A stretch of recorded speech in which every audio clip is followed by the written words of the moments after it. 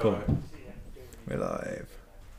Hey guys, you're watching Tech Radar. I'm Basil, and I've just come back from Germany. I've just come back with video dude Tom, who is behind the camera, for the launch of the Huawei Mate 10, Mate 10 Pro, and the Mate 10 Porsche design. A 1,395 or something euro smartphone. When it gets to that much money, the specifics matter a little bit less and less.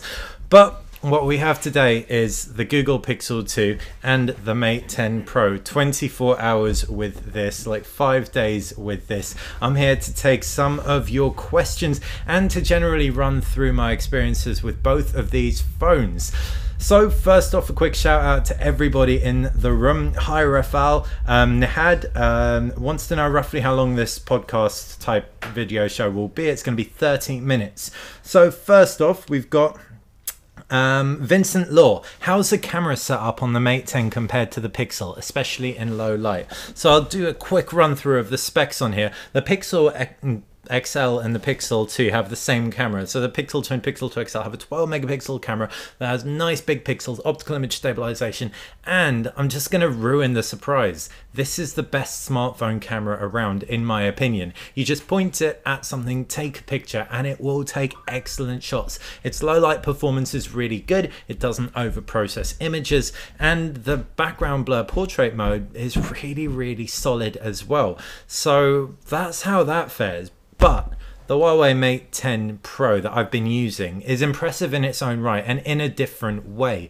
It offers a lot more room for playing. You've got a shutter speed on here of up to 30 seconds. So if you want to do light trails, you're sorted. There are also some very smart modes. I mean, the specs alone are excellent. It's got a 12 megapixel sensor with optical image stabilization, and that's also paired with that f1.6 lens. It's the RGB primary sensor and lens combination. The second one's monochrome, no optical image stabilization, but you still have that f1.6 aperture that lets in loads of light.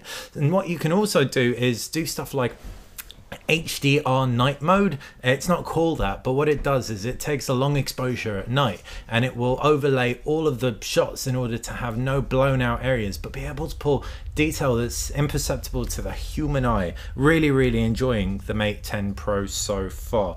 So if you like tinkering with your phones, then the Mate 10 Pro, from first impression, remember guys, this is just 24 hours in on this phone, but this is probably the one to go for. But if you just want one of the best point and shoots experiences across every imaging device I've used, the Pixel 2 XL and the Pixel 2 are excellent.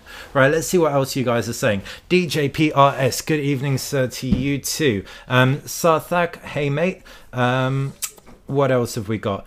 Google Pixel 2 is how much? So 649, I think, sterling for the Pixel 2, and it's £100 and a bit more, so £800 for the Pixel 2 XL. In terms of the cameras, they're identical, but might as well start the Pixel 2 XL review with an overview of that design. So this is the same display as found on the LG V30. That's a 6-inch Quad HD OLED display, or POLED, plastic OLED. You've got stereo front firing speakers, nice high resolution 8 megapixel front camera. Down at the base is a USB Type-C. There is no headphone jack on here, though there is IP67 water and dust resistance. This is squeezy, so squeeze it to activate Google Assistant, and it's just said squeeze it to activate Google Assistant. It read what I was saying, and that's what it does, and that's what it does very well. It works a treat. Around the sides you've got the the volume rocker and power button, while around the back is that camera glass plate up top, which is where your NFC contact point is. This is a metal phone, and it feels metal, it feels solid, but the finish doesn't necessarily feel as premium as more glassy devices. Specifically, it feels a little bit slippery. I would probably want to put a case on here, and when you consider that this has a fair bit of bezel going on the side, even though it's an 18:9 display, adding a case, it already feels like it's in a case based on how it looks. Still, I think it is a good looking stylized device. I like the curves around the sides of the screen, but it doesn't feel like it's breaking down any barriers. So that's the design. Let's see if you guys are saying anything else in the comments before I jump onto the screen. Mate 10 can become a desktop when you plug it in. That's a comment I'm going to bank. So Huawei's introduced a DeX style screen experience through the USB-C at the base. So I'll come on to that later when I move on to the Mate 10. But thanks for bringing it up, Adrenaline SA. That's awesome. Yeah, it was awesome to see at the launch event. That's something I haven't actually tested with a Pixel 2 XL. So if anybody knows, fire it into the comments and I'll mention it. Whether the USB-C at the base can output video via HDMI, so MHL type properties.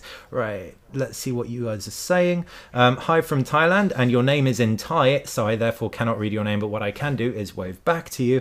Krish Chandarana says, hey, are you doing a giveaway for the Pixel 2? Unfortunately not, but if you have any questions other than that, shoot them through in the comments section. Right, let's get onto the screen. So the Google Pixel 2 XL is an excellent phone, but it has a really disappointing screen. I know, it's an OLED display which is Quad HD resolution and 6 inches. What could possibly go wrong? Terrible color integrity across viewing angles. That's what. When you're looking at a white screen in particular, head on, it's just fine. It still veers towards the blue side, but as soon as you turn it off angle, it just goes really weird. Colors kind of warp, and it's just a massive letdown because I had such high hopes for this thing. What's even worse about this display that's made by LG, it's the same display as that found on the V30, but side by side, I actually prefer the V30 screen. There may be something with the glass, with the treatment of the glass, with the polarizer, I don't know what it is, but the V30 wasn't quite this bad. And this even has a different kind of hue in the top half. It's a little bit redder, a little bit warmer than the bottom half. Now, I am being nitpicky. This still has vibrant colors, although nowhere near as vibrant as the Samsung Galaxy Note 8, for example. It's still nice and sharp, so reading on it, looking at the interface, it's going to be a relatively enjoyable experience because you've got a good base level of screen pow between the eyes. But it's just not as competitive as it needs to be for a phone that costs £800. And that's a smaller capacity variant. So while the design is a general win, the screen is just not as impressive as I wanted it to be. Chatted with a few reviewers and that seems to be the consensus, but if you've seen anything to the contrary, again, ping it through in the live chat. I am reading as many of your messages as I can. Right. Let's see before I jump onto the user interface if there's anything interested in Samsung S8 and Note 8. That'll be another video, dude. In fact, head over to techradar.com. We've reviewed both the S8 and the Samsung Galaxy Note 8. But in a nutshell, the Note 8 is probably the better of the two, especially when it comes to that camera. But if you want better battery life, go for the S8 Plus. Mate 10 is more surprising for me than the Mate 10 Pro, isn't it? So Ranjan, thanks for that. Yeah, so the Mate 10 actually has expandable storage, a higher resolution screen, and it also has a couple of other bits. A headphone jack, that's what it has. It has a headphone jack. So a lot of people will actually prefer the less expensive Mate 10 over the Mate 10 Pro, but it doesn't feel quite as premium and doesn't have that OLED panel. Right. And so your questions are generally pretty focused on the Mate, and to make sure I give myself enough time, I'm just going to plow through the rest of the review of the Pixel 2 XL. But if you do have any Pixel 2 XL questions, fire them into the comments section. Interface, Android. So Android 8 with the Pixel 2, it's the first time we've seen it looking exactly like this, although it's very similar to what we've seen before. To the left, you've got home, Google menu, you've got home screens that you can populate with apps and widgets, pull down from the top for a notifications bar, and pull up from the bottom for your applications tray. And it's so smooth and it works so well, and I really enjoy using it. And again, that's kind of why everything that isn't perfect with this phone just makes me sad, because of the fundamental operating system level, Google is really going from strength to strength. What's really nice about it also is with the hardware, you've got some integration with the software. So for example, squeezing the side, I can activate Google Assistant, and this works very well. You can customize the sensitivity of your squeeze in order to prevent accidental pocket squeezes. What's also worth noting is that by default, double tap to wake is on. Now, you'll notice I've actually turned double tap to wake off. That's because double tap to wake is whack on this phone. It just kept switching on in my pocket, thereby rinsing the battery life in a few hours and turning my pocket into a pocket heater. I thought I had a faulty unit, but no, it was double tap to wake going rogue. So if you are getting a Pixel 2, Pixel 2 XL, then you'll definitely want to switch off that double tap to wake, because apart from that, the entire user interface is nothing short of a dream. Google Play Store, tons of applications, loads of games, and that Snapdragon 835 paired with 4GB of RAM, you'll be able to play any game that you throw at it. It's also got 64GB of storage, which is good, but no micro SD card expandability. Available 64GB for $799, and I think it's $950, correct me if I'm wrong, for the 128GB. Right, we're around halfway through, just shy of halfway through this video, and before I carry on talk about anything else, you guys may have noticed we've got a new microphone. In fact, let me lean over. This was the old microphone. This was my very personal Blue Snowball, which I loved dearly, but it was like just crackling out in the last few shows. So we have been upgraded courtesy of Blue to a Blue Yeti. So you should hopefully hear better audio. If you do, check out the Blue Yeti. We did some tests with it. It sounds just way better. So excellent. Thank you. Thank you, Blue. Back to the Pixel 2 XL. You can see instantly that the camera takes a lot of attention when you're looking at the back of this phone. It is pretty much the same size as a fingerprint scanner. Now that's just the camera surround. It isn't the actual camera module. The camera module is quite a bit smaller. It looks like a design focus, and there is an ever so slight raise where the camera is. It's not an annoying raise, and it doesn't make me worry for the glass being scratched, but it does place an appropriate amount of focus onto that camera because it is so good. In good light, it gets tons of detail. We've got to a point where the Samsung Galaxy S4, I think, was 16 megapixels or something, and it just kept getting higher megapixel counts, and now we've gone right back. We've reeled it in. 12 megapixels is where all the smartphone manufacturers are settling, and this is the first phone I've seen in a while that seems to just hit that sweet spot really beautifully for point and shoot spectacularness. The optical image stabilization marries with Google's onboard HDR Plus technology to produce shots with excellent dynamic range, and it's better than its predecessor in low light as well. When it comes to video, it is good, but the microphones are a little bit weak, more similar in terms of audio capture to the iPhone, i.e. it's not oversensitive, and occasionally you just can't even hear yourself talking, which is a shame if you're in a loud, crowded environment. So in the next software update, I wouldn't mind if Google upped the sensitivity of the mics some, but yeah, the photos, that's why you're going to get this phone or the Google Pixel 2. Specifically, the Google Pixel 2 is perfect for anyone with smaller hands. Right, jumping into your comments. Amazing. So you'll notice that a certain Mr. John McCann has thrown links to the Google Pixel 2 XL and the Google Pixel 2 reviews on techradar.com. All the words, and they are so much more declarative than I am being right now, so check them out. You'll also be able to see photo samples as well. If you're impatient. You can also see my hands-on with the Porsche Design Mate 10 Pro. But I'm going to see some other questions. You've got headphone jack or not. That's from Zach Wong. I don't know what device you're talking about, but the general answer to that question these days is no. No headphone jack on the Pixel 2, no headphone jack on the Mate 10 Pro, no headphone jack on the Mate 10 Pro Porsche Design, but there is a headphone jack on the regular Mate 10. Let's see what you guys are saying. What is the Kirin processor on the Mate 10 all about? Is it a Bixby Beta? So much love for the Mate 10. So much love. Loads of people just saying Huawei has the best camera. How's the audio? Ah, excellent. How's the audio quality on the Pixel 2 XL's front-firing speakers? Okay, so behind the camera is Tom.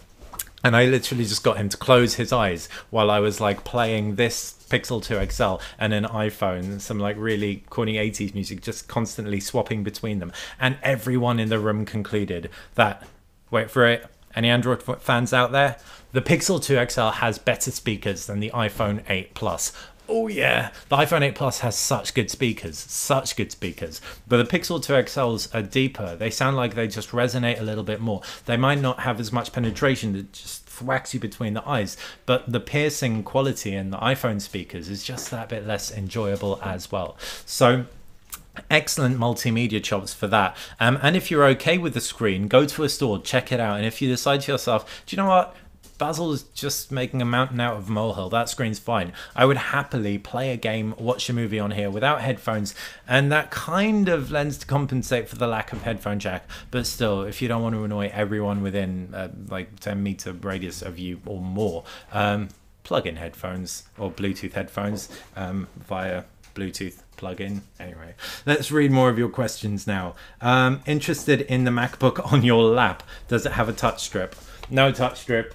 Old school MacBook, but this is a cover by guys at Bambuti, if that's what you got you interested. I really rate their skins. Is 4 gigabytes of RAM an annoyance? So that's from Zach Wong.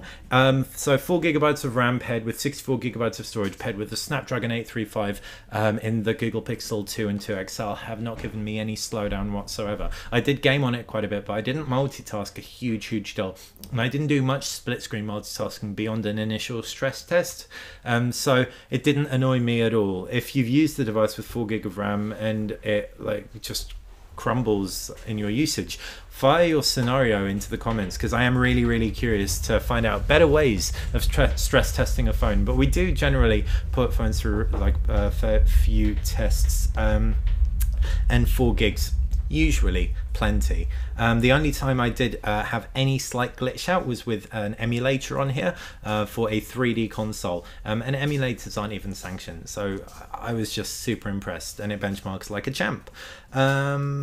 Google strongly advertises their live wallpapers. Do the live wallpapers drain your battery much? Craig K, thank you for that question, because that brings me on to battery. And the battery of the Google Pixel 2 XL should be amazing.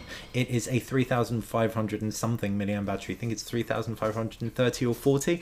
So that's tons for a phone with a 6-inch screen. And it will last you a full day, but it will just last you a full day. And the live wallpapers that I had on it, when I swapped out to not live wallpapers, it's really hard to say whether that impacted battery consumption.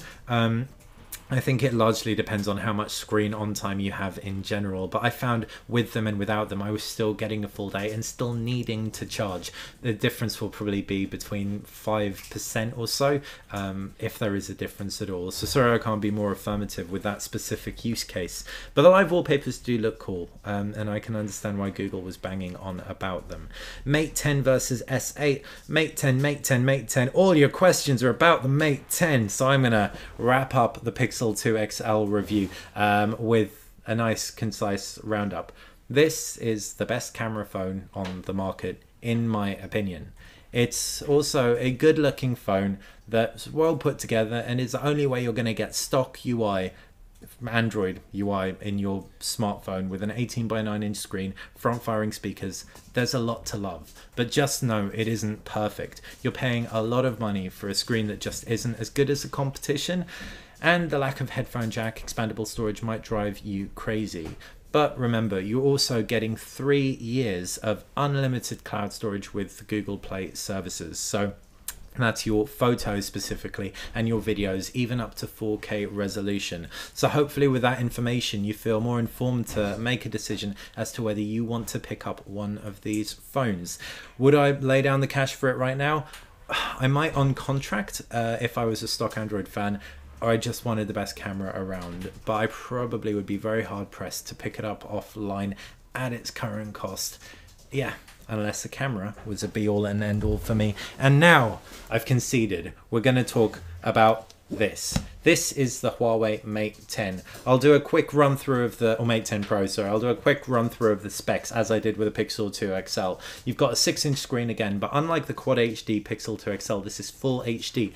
This is such a beautiful example of one of those times that resolution just stops mattering. Full HD, wide full HD. It's an OLED display. There's been rumors that Samsung doesn't make it, LG doesn't make it. It's a third-party manufacturer who we don't know about.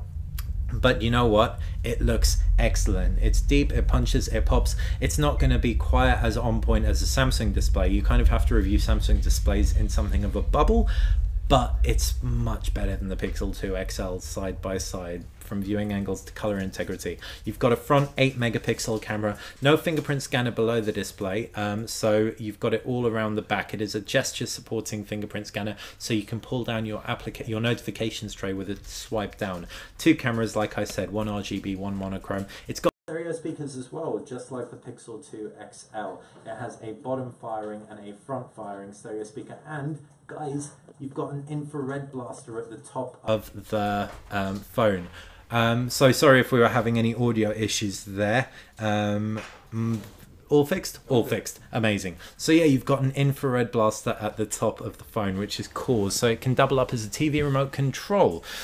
So this phone, 24 hours later, and I'm really enjoying it. It feels premium. It's not slippery. Metal frame, glass back. You've got a good level of grip there. I'm bummed that there's no wireless charging on here. I feel Huawei's outdone themselves with this phone in virtually every respect, and it comes in cheaper than the Pixel 2 XL as well.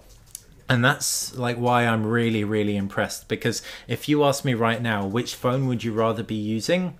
I'd probably rather use the Mate 10. It's also got 128 gigabytes of storage as well, even though like the Pixel 2 XL, it isn't expandable, and I'm talking about the Pro variant specifically. Sure, it doesn't run stock Android, but it does run Android 8, and it runs Android 8 with Emotion UI over the top. Emotion UI has these cool new nuances. I've not managed to test out the one I'm most excited about, which every time you get a notification that supports split screen view, you tap on a section of it and it will divide the screen into 2. The application that sends you the notification will occupy one half of the screen, and then you can get on with whatever you're doing, whether it's watching a TV show on Netflix or getting on with an email, and that'll go in the other half of the screen, so you can multitask that bit better.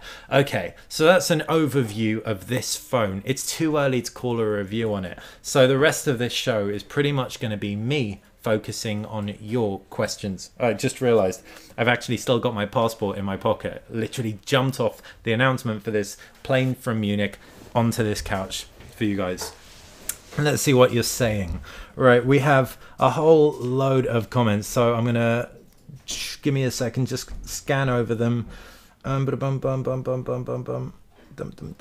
Which would you like more, the V30 or Mate 10 Pro? Depends what you're after. If you're into a video recording smartphone, that's excellent, the V30, and it is an excellent smartphone. Mate 10 Pro, I'd be inclined to say, offers better value for money, undercutting it slightly. The Kirin 970 processor is also very good, but haven't really put the camera through its paces in a side-by-side shootout. Not even the video camera, though the optical image stabilization does bode well.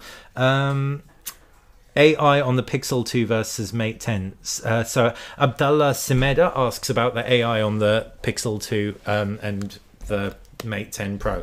So this is so weird. Huawei announced the Kirin 970 chipset that's in here, and they were like, it has AI in it. And we're like, what does that even mean? And then they were talking about some camera modes that you can do. So like, if you check out our hands-on, we've done a few videos showcasing the camera UI and how you point it at a plant, it can tell it's a plant. You point it at a dog, you can tell it's a dog. It tells the difference between dogs and cats. It's cool. But in terms of the day-to-day use cases of AI, I'm hard pressed to like pinpoint exactly what this phone, the Mate 10, has and the Mate 10 Pro that the Pixel 2 XL doesn't, beyond some camera scene recognition wizardry. So I think that's going to take time to answer. Check out the reviews that go live in a week, in a month, because they're going to be the ones that are going to tell you whether there's actually a truth to the AI story, because right now, until we really test it, it is just a story. One thing that Huawei had introduced with the Mate 9 though, which is very cool and sounds like AI, at least from a software point of view, is this like thing that they stress test a phone as if it's been used for 18 months. So they simulate an 18-month use case, and they make sure that it slows down as little as possible. So the Mate 10 Pro apparently and the Mate 10 are 89% as fast 18 months down the line as they are the day you bought it. I know there are a lot of convoluted words in there, but what that means is, unlike most phones, these phones apparently don't slow down, and the Mate 9 introduced that, and I can attest to the fact the Mate 9 was very good quite a few months after I started using it as my primary device last year. So let's see what else you guys are saying. Mate 10 camera versus the competition. How good is the battery in the Mate 10? And Matthew Pierce. Thank you, Matthew, for your congratulations. It seems like we've got a few Tech Radar employees in the room, so shout out to all of you. Was it Patrice who said that he wanted to get a Pixel 2? Is it worth it? Hey Patrice, nice to see you on here. The Pixel 2, I'm briefly just going to wrap up what I said earlier. It's an excellent phone, and the Pixel 2 XL, both excellent phones. If you want a small hand-holdable device with the best camera around, that is going to be the Pixel 2. And if that's worth £649 to you, then absolutely go for it.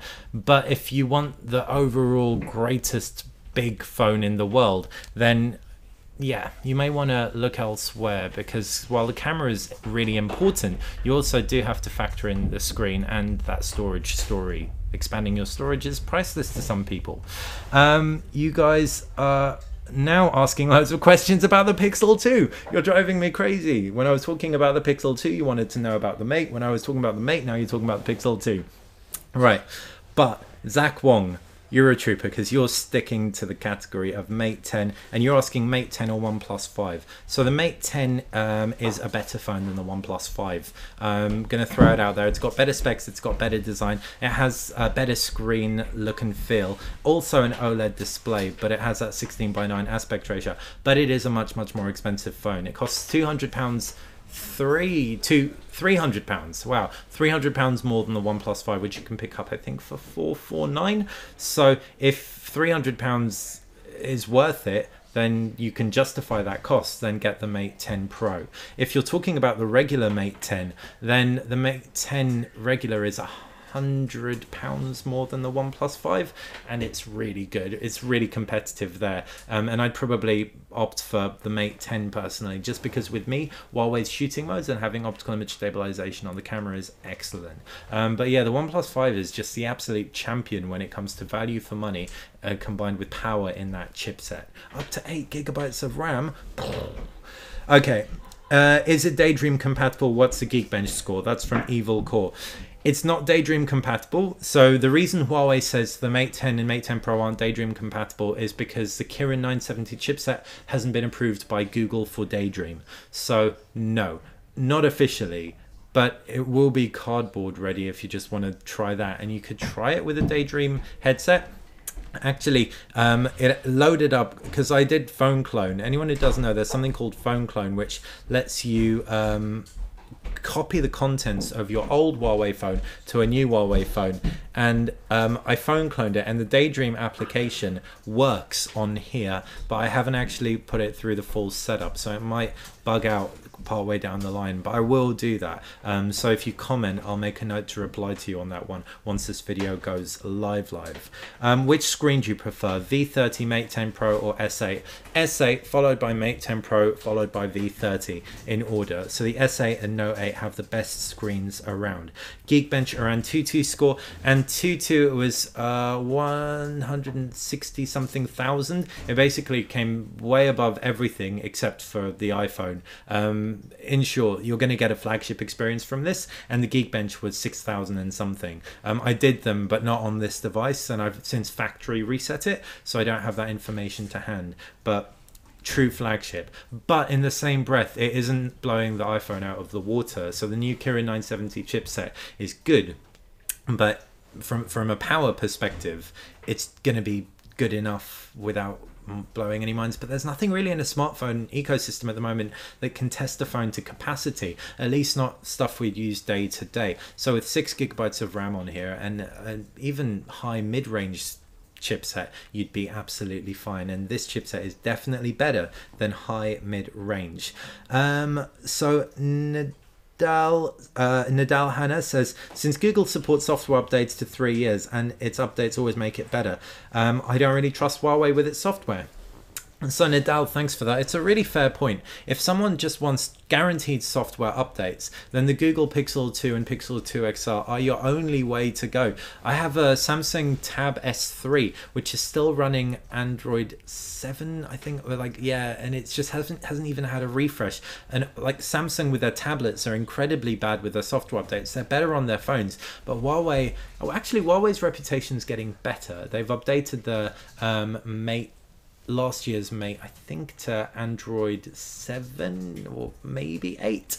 Either way, they are getting better. When we were presented with the Mate 10, we were told that Huawei's upgrade system has like doubled in speed compared to how they were 2 or 3 years ago. But still, for guaranteed software updates, it is Google all the way. Let's see, how is the Mate 10 and Pixel with Snapchat? That's from Hussein Al-Sagaf. I am the wrong person to ask. I mean, I'm not just tired, I'm also like older than most people who use Snapchat. So yeah, I will ask someone a little bit fresher on the team than I am. How about video performance from David Cristianto? So we had a quick play with a video on the Mate 10 and Mate 10 Pro, and image stabilization holds everything nice and still. Up to 4K video is what it can shoot. It looked decent, and actually that's the point. Pixel 2 XL had a quick video on this. Aside from recording slightly muted audio, it's also like not as good with video as it is with photo in terms of color. So really suggests Google smashes the software, but perhaps the sensors aren't. Well, in fact, we know what sensors used in here. It isn't a brand new sensor. It isn't mind-blowing. But yeah, what you end up with on both of these devices is a solid video experience. But based on the fact you've got full manual controls in the camera on the Huawei Mate 10, that means you can customize your white balance, you can customize your focus, and I'm talking video here. It probably offers that bit more versatility. Let's see what else you guys are saying. Does EMUI have any type of bloatware? Yes, EMUI has Booking.com pre-installed and a couple of other apps as well as the EMUI apps, but what's nice is the third-party applications are all uninstallable. So that was from Naman Sharma. Thank you for that question. Is it worth upgrading from Mate 9 to Mate 10 considering the camera and battery life? I'd say it's not worth upgrading from Mate 9 to Mate 10, but it might be worth upgrading from Mate 9 to Mate 10 Pro, if that makes sense. So the Mate 10 is great and it's a good looking device, and I don't know, is it? If you need a headphone jack and you need the SD card, Mate 10 could be the worthy upgrade, but it doesn't feel like an entirely new device by comparison to just how special the Pro feels. I think the Mate 10, however, is excellent value for money. Excellent value for money, because you're getting some of the best things about this phone, which is that camera around the back, and then the Kirin 970 under the hood, but you're getting it at a much lower price with a few sacrifices. No waterproofing, but you do get the headphone jack and SD card slot, and the Mate 10 also has an infrared blaster at the top. What's the DxO mark for the Mate series devices? From MD Rashid Usman. I can't tell you that one. What's the selfie camera like? Yeah, so the selfie camera, Tony, is beauty mode central, but you can switch it off. It's good. I didn't find it was particularly better than the Mate 9 or the P10, but you can switch that beauty mode off. And David Cristiano, probably the last question of the day because we are eking over our 30-minute window. What's your daily driver right now if you had a choice? Note 8, Mate 10, V30 or Pixel 2 XL? My daily driver, if I had a choice, mic drop. This is a mic. Note 8. Reason it's a Note 8 is because I love sketching and I really love that screen, but the battery life is underwhelming. And the other reason it's a Note 8 is because, David, you said Mate 10, not Mate 10 Pro. I'm still yet to decide whether this is going to trump the Note 8 as my favorite phone of right now. But based on my first impressions and knowing the specs, I'm already kind of falling in love with this bad boy. Also, the fingerprint scanner on this and the Pixel 2 XL, super snappy. And that, my friends, is our 30 minutes up and then some. Hopefully you enjoyed this whirlwind tour of these two smartphones. If you did, make sure you thumb up, subscribe to the channel, head over to Tech Radar. We've got loads of video there. We've got incredibly intelligent people who write much smarter stuff than I say on here. So check it out. Thank you guys for watching. You make this channel. Bye.